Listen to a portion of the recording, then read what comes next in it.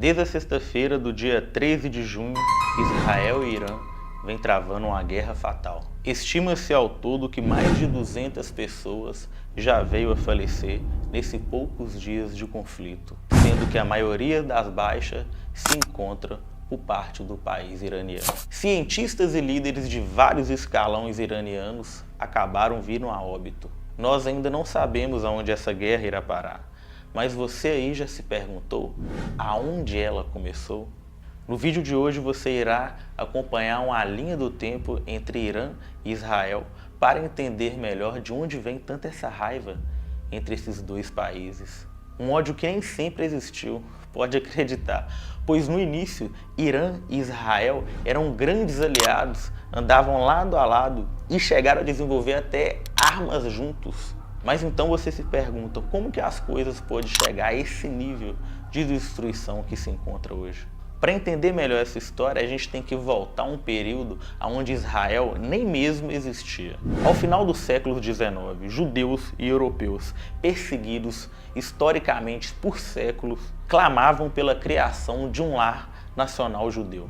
Para eles, este local ideal seria na Palestina, onde não apenas estava Jerusalém, mas vários locais sagrados do judaísmo. Até o ano de 1917, a Palestina fazia parte do Império Otomano, em uma região habitada principalmente por povos muçulmanos e cristãos, e uma pequena quantidade de judeus, pois o Reino Unido veio e derrubou o Império Otomano, porque o Reino Unido que dominava aquela região ali, que visando ajudar o povo judeu, prometia criar aquele tão sonhado lar judeu, logo na Palestina.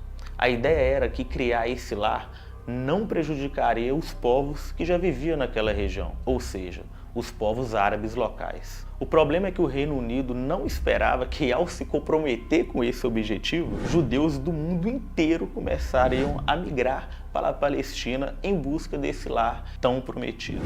Em pouco tempo, então, o Reino Unido se viu com um grande problema em suas mãos: judeus e árabes reivindicando o mesmo espaço. E logo o problema ficou grande demais para o Reino Unido dar com isso sozinho, fazendo com que a ONU tenha que intervir. Em 1947, a ONU propôs de dividir a Palestina em dois estados. Um estado judeu, que seria chamado de Israel, e um estado árabe, que seria chamado de Palestina, no qual até hoje não foi criado. Já Jerusalém, que era considerado sagrado por todos os povos judeus, cristãos e muçulmanos, ficariam por domínios internacionais. Os judeus até que aceitaram, mas os árabes não, alegando que teriam que ceder metade de sua terra para um povo que acabaram de chegar.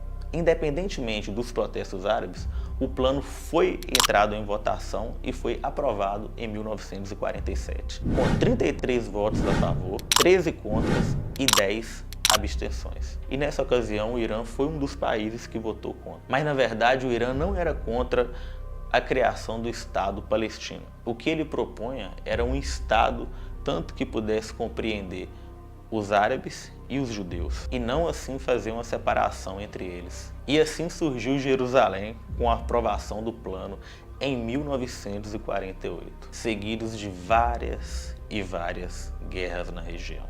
Praticamente na criação do dia seguinte do novo país, surgiu o caos. Egito, Jordânia, Síria, Líbano e Iraque declararam guerra a Israel. A ausência do Irã é particularmente notável, pois mesmo votando contra a criação de Israel, ainda assim optou por não declarar guerra contra o país. Israel não lutou sozinho. Na Primeira Guerra, Israel estava em posição defensiva, mas acabou vencendo e, consequentemente, conquistou bem mais território que havia previsto a própria ONU. Já o plano da ONU, para além de Israel, criar o Estado palestino, que até hoje jamais aconteceu.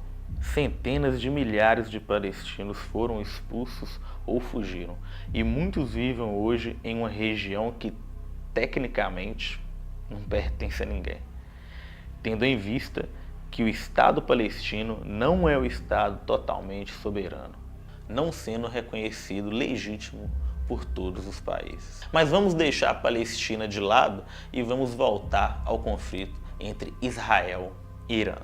Quando Israel foi fundado, David Ben-Gurion foi seu primeiro chefe de governo. Conseguiu estabelecer uma grande amizade com o Irã. Enquanto todos os países árabes se recusavam a fazer negociação com Israel, principalmente a vender petróleos para eles, Irã aproveitou a situação e tornou o único fornecedor.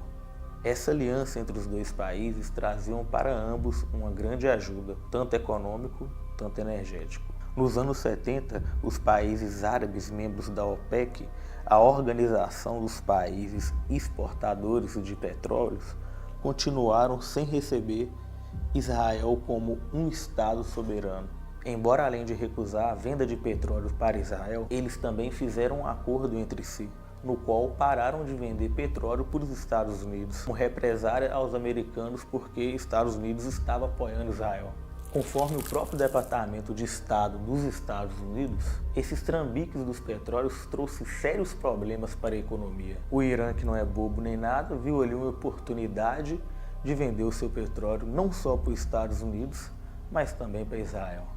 No final dos anos 70, as coisas iam bem para o Irã, que observava um crescimento em seu setor petrolífero. Além disso, sua parceria com Israel ia tão bem que juntos os países começaram a desenvolver projetos de armas e mísseis.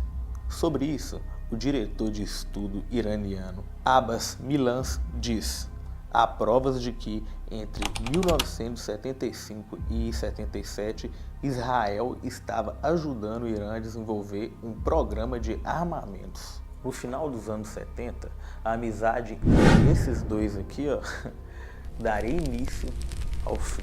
Em 79 foi o ano em qual a Revolução Iraniana irrompeu. A Revolução derrubou consigo o Shah Mohammad Reza Pahlavi, o antigo líder do Irã. Em seu lugar entrou Ayatollah Muzair Gemevi.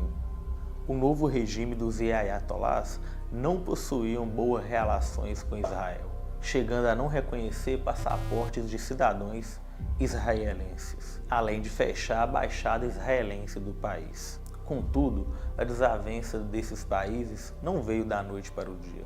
Em 1981, Israel coordenou um ataque ao lado do Irã contra um reator nuclear iraniano. Esse ataque em conjunto fez com que os programas nucleares do Iraque se atrasassem por mais de uma década.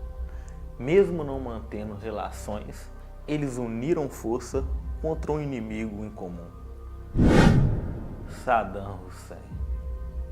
A ameaça de Saddam Hussein era tão grande, a qual, através de Israel, que os Estados Unidos mandavam armamentos ao Irã para ajudá-lo na guerra contra o Iraque. Mas mesmo a ameaça de Saddam não durando para sempre, e mais tarde na década de 90, os dois países passaram a ter uma desavença. E sobre isso o diretor do International Crisis Group, Ali Vaz, comenta: a aversão a Israel foi um pilar de um novo regime iraniano, porque muitos de seus líderes haviam treinado e participado de ação de guerrilhas com os palestinos em lugar como o Líbano e tinham uma grande simpatia por eles.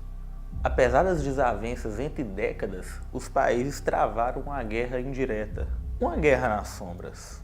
Desde o início da época de 90, ambos os países se atacavam, porém nunca assumiam a autoria oficialmente desses ataques. Em 1992, por exemplo, o líder do Hezbollah foi morto em um atentado atribuído a Israel. E como retaliação, um grupo islâmico próximo ao Irã invadiu a embaixada de Israel na Argentina, aonde atentou contra a vida de 29 israelenses. Mas essa sempre foi a ação de um país contra o outro, sempre nas sombras e sempre através de terceiros. Portanto, algo que sempre esteve muito claro é a vontade de Israel de acabar com o programa nuclear do Irã.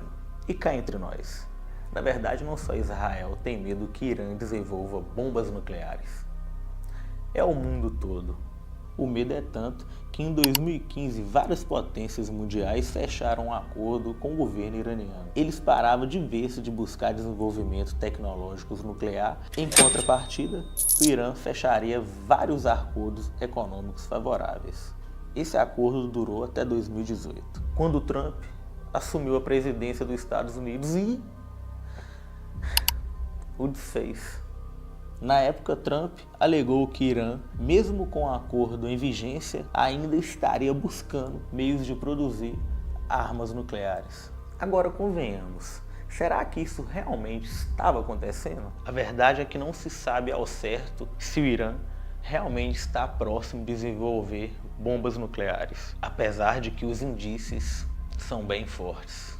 Os líderes do Irã negam, dizendo que as pesquisas envolvidas em energia nucleares é apenas para fins civis. Análises diversas de países confirmam que o Irã possui atualmente urânio enriquecido a 60%.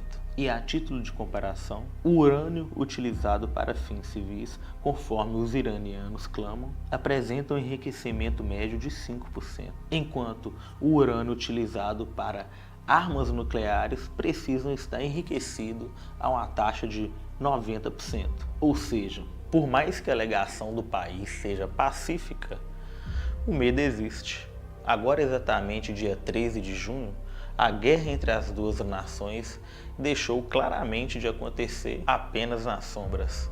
O primeiro ataque foi disparado pelo governo israelense, uma grande chuva de mísseis contra a instalação nuclear de Natanz. A IDF, a Força de Defesa de Israel, alega que o ataque foi necessário, pois o Irã estava prestes a desenvolver armas nucleares e precisava ser impedido.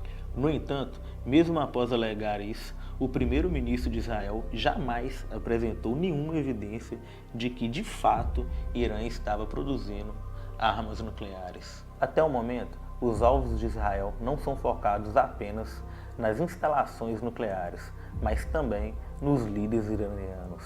Vários comandantes militares e cientistas nucleares do Irã faleceram durante o ataque.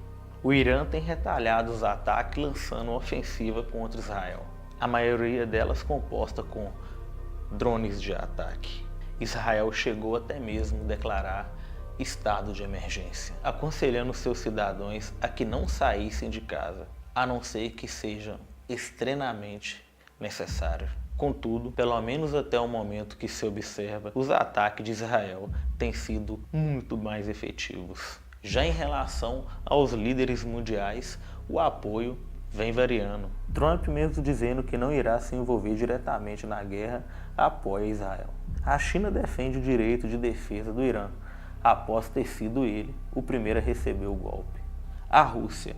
Na Rússia, as relações são mistas, pois, enquanto Putin condena Israel, o governo russo vê nessa guerra uma oportunidade para que o mundo esqueça que eles próprios estão em guerra com a Ucrânia. O jornal diário russo diz: qualquer escalada no Oriente Médio distrai os oponentes de Moscou da Ucrânia e altera as prioridades da assistência militar ocidental. Já por aqui, o governo brasileiro condena o ataque de Israel, pedindo fim imediato a essa guerra. Sobre os ataques, a diretora de Associação de Controle de Armas, Kelsey Davenport, diz que os ataques podem destruir instalações e atingir cientistas, mas não podem apagar o conhecimento nuclear do Irã. O Irã pode se reconstruir, e mais rapidamente agora do que no passado, devido aos seus avanços no enriquecimento de urânio. E ao que tudo indica, essa disputa está longe de chegar ao fim, e nós não podemos prever quais serão os desdobramentos. Você arrisca algum palpite? Deixa aí nos comentários.